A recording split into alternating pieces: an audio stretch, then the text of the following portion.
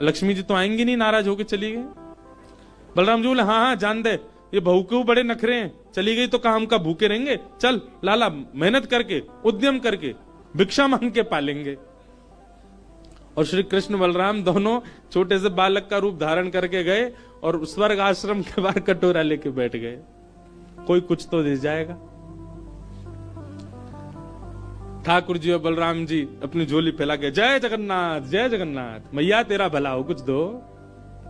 और कोई कुछ नहीं दे। एक ने तो डांट दिया, बोले हे छोटे बालकों क्या करते हो, विद्यालय जाया करो, पढ़ाई लिखाई किया करो, क्या बचपन में आके बैठ गए हो यहाँ पे। बलराम जी बोले लाला ही तो बहुत डांट रही है। ठाकुर जी मनी मन कहे और कर लो अपमान लक्ष्मी जी का। इतने में ही एक महात्मा आए, उन पर धन तो था नहीं, उनके पास में बस मूड़ी थी, महात्मा जी के पास भेल थी, भेल। ठाकुर जी ऐसे झोली फैला के बैठे, बलराम जी भी।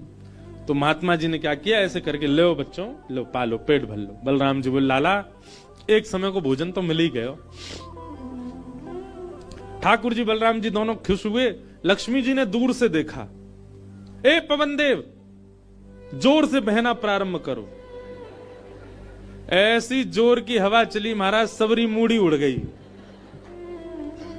बलराम जी और ठाकुर जी पीछे पीछे भागे, मूड़ी सबरी उड़ गई।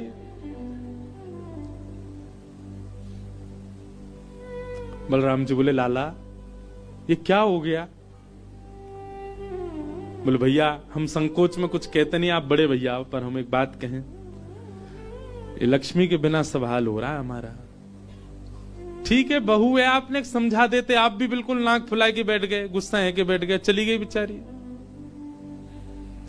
यदि वे प्रसन्न हो जाए तो फिर सब ठीक है जाएगा। अरे ना बेटा कोई बात नहीं, हम तो क्षमा मांग लेंगे, तेने पहले क्यों ना कही मोते। ठाकुर जी बोले अब कोई बात नहीं, अब चलते हैं, ढूंढे उनको कहां है। पूरे पुरी में ढूंढा, कहां है लक्ष्मी जी। लक्ष्मी जी उसी कन्या के घर में थी, उसी घर में थी जहां देख करके बलराम जी को हीन भावना आ गई थी। बलराम जी लेके गए, लाला यही घर में बैठी, जब मैंने देखी काई, वहां जाकर के देखा तुम्हारा